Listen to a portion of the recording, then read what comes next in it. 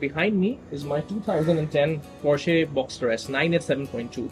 This is a very low mileage example, 50,000 miles, 80,000 kilometers.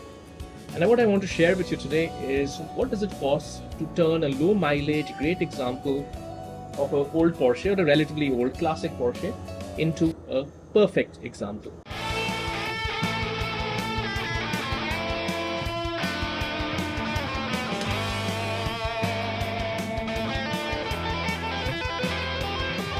Now, I want to be clear on one thing. When I say perfect, I'm not talking concours, perfect cosmetically.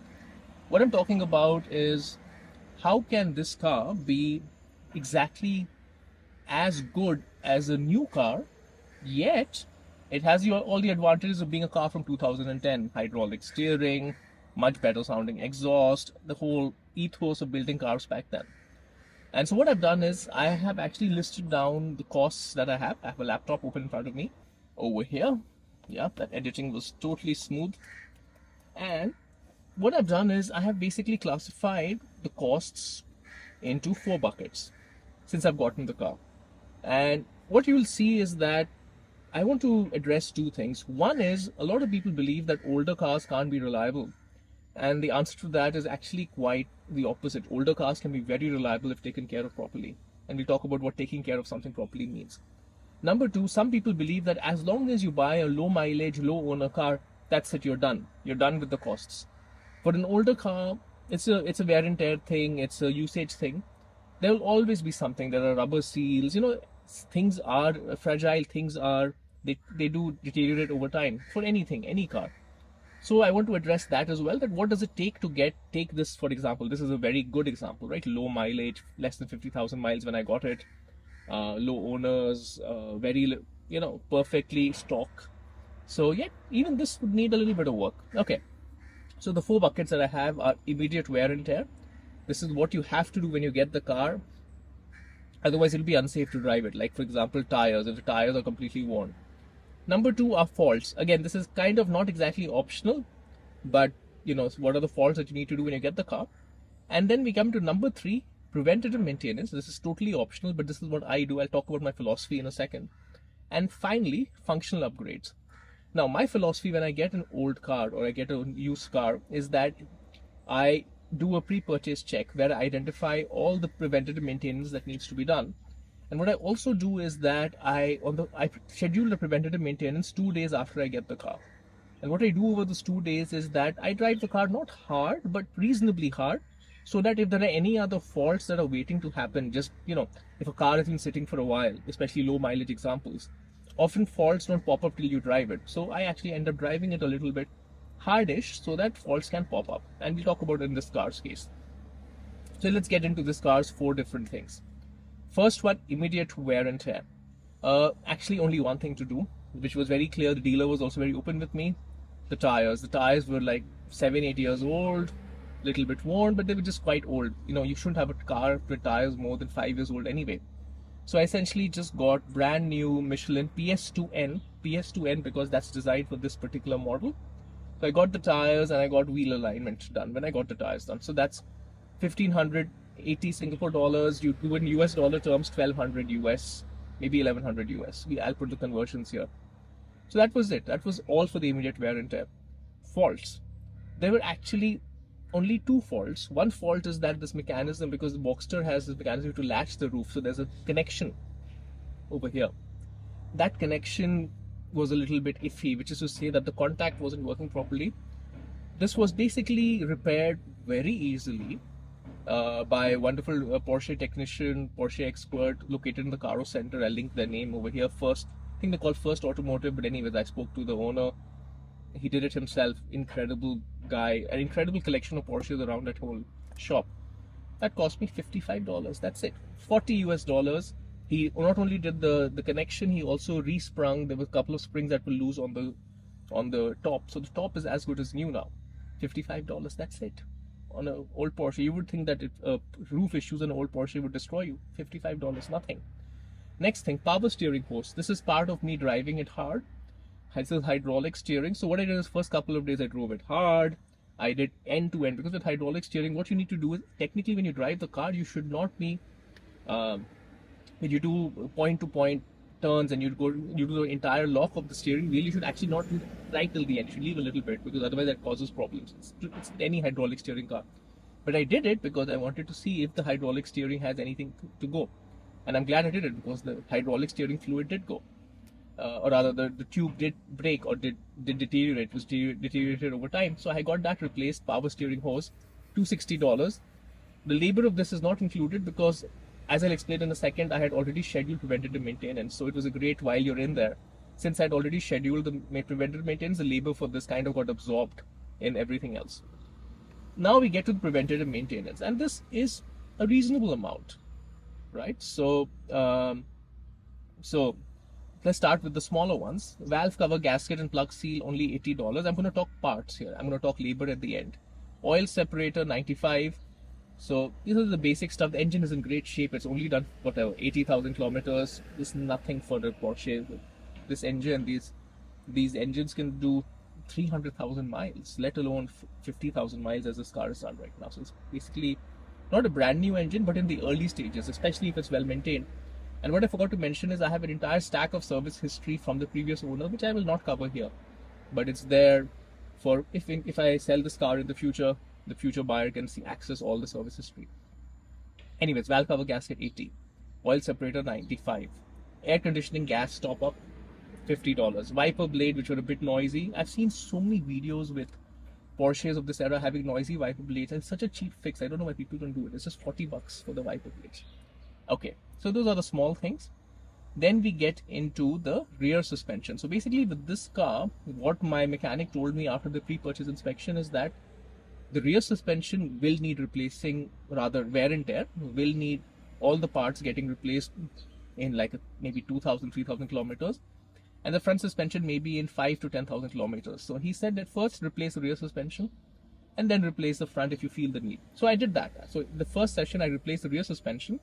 So basically we've got rear absorbers, $820, absorber springs, $105, absorber dust cover, $60. Am I doing this correctly? Sorry. Absorbers, $820, stoppers, $105, springs, $60, dust cover, $80, and total parts is 1,000 Singapore dollars, or roughly 750, 800 US. Not that bad. Both sides for the rear suspension.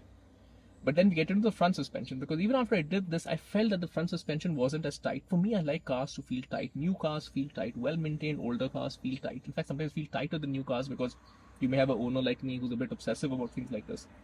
So I got the front suspension done. And here's where you get into basically starting to pay the Porsche 911 tax. A lot of people don't know that, particularly for this generation, the 997, and even the previous one, 996, and to a lesser extent, the 981.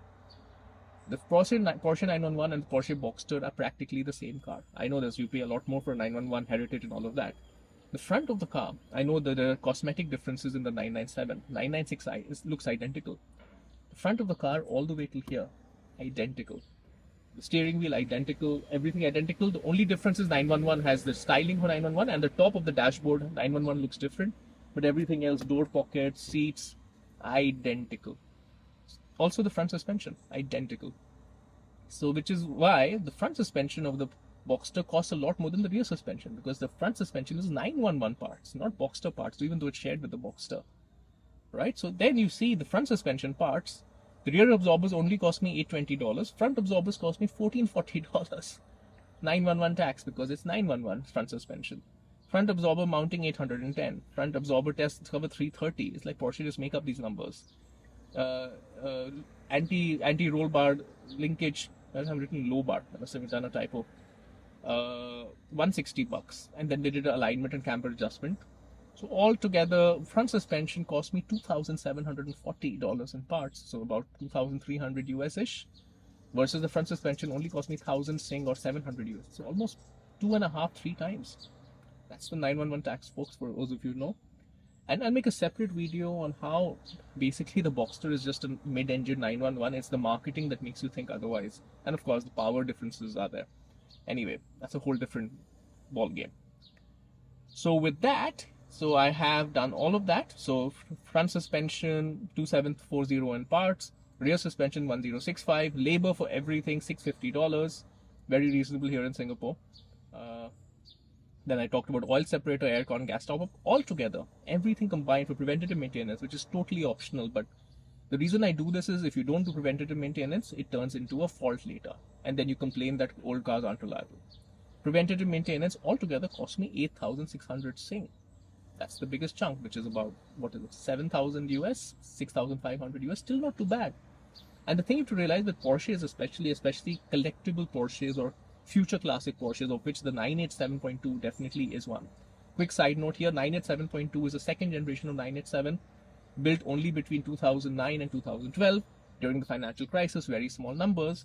So that makes it a bit more collectible, but more than that, this is the last generation of Boxster with hydraulic steering, old school, not the last generation with NA engines, but basically that this is the introduction of the reliable NA engine, because the 987.1 has an unreliable NA engine. This has PDK, the 987.1 has Tiptronic. So for all these reasons, the 987.2 is the perfect mix of old and new. It has a reliable NA engine. It has PDK. It doesn't have that very old, archaic 5-speed Tiptronic. It's a 7-speed PDK.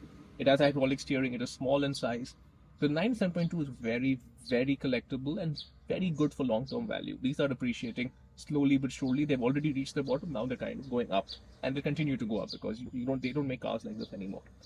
Point is, on a collectible or a future classic car like this, investing in preventative maintenance, investing in taking care of the car pays out, more than pays out, because people do pay. When you put this car in the market to sell, people will pay for the fact that you have the service history of done it. This is not a car where all you spend so much money on repair or maintenance and it all gets eaten up. Here it actually gives you return. So you're very incentivized as an owner as well to take good care of this. And for me, I anyway do that, but for me, I was very clear that I'm going to just make sure that this becomes one of the best, if not the best example of a 987.2 that you can have in Singapore. So that was my objective here as well. Last bit, functional upgrades. Now, what do I mean by functional upgrades? This is a car built in 2010 at the end of the day, and that is 2026. There are certain things you need. So for example, though this car is all original, I decided, even though I don't really need all of it, but actually in retrospect, I kind of really am glad I did it. I decided to basically get the head unit or done with Apple and Android CarPlay. I chose the best one that I could get in Singapore, about $1,000 over here. Way better than what you can get from Porsche Classic. It's way better than PCCM, which is the Porsche official one, which is the European solution, the Chinese solution in this case. I'll call a spade a spade. I way prefer German cars, but when it comes to these sort of electronics, Chinese have it covered. So which is why this head unit, $1,000. Another important thing is that this car, in general, a Porsche Boxster is not a great environment for listening to music or listening to podcasts, but I kind of do that. So for me, this is a very important functional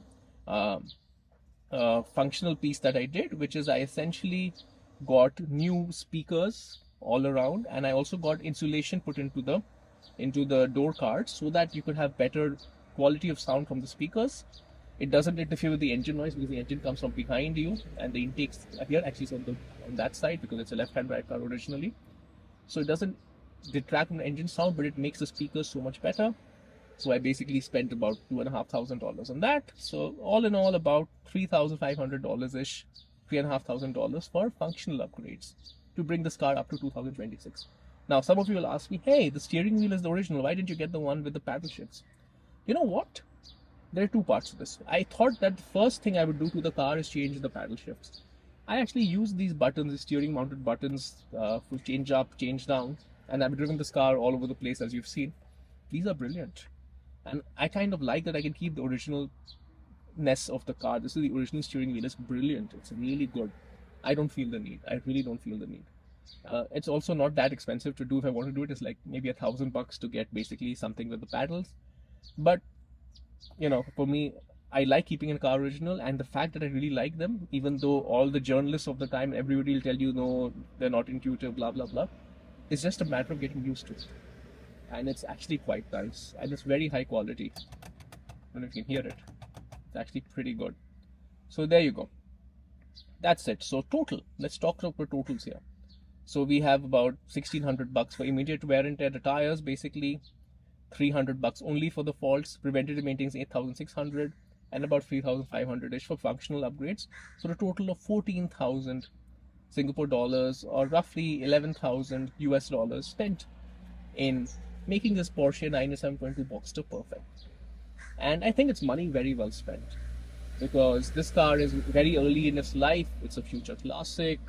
It's going to retain its value very, very well. We talk a little bit about the Porsche loophole in Singapore, where Porsches are actually one of the cars where you lose the least amount of money if you time it correctly. We'll talk about that in the future video. So it's well worth to have a great example. Porsche sports cars, to be very clear. I'm not talking about the Panamera. I'm not talking about the Macan. I'm not talking about the Cayenne. They lose value like crazy. The Taycan. Talking about the sports cars, more so the 911, but some Boxsters. And I mean some because some Boxsters don't retain value. 987.1 doesn't do that. 986 doesn't really do that.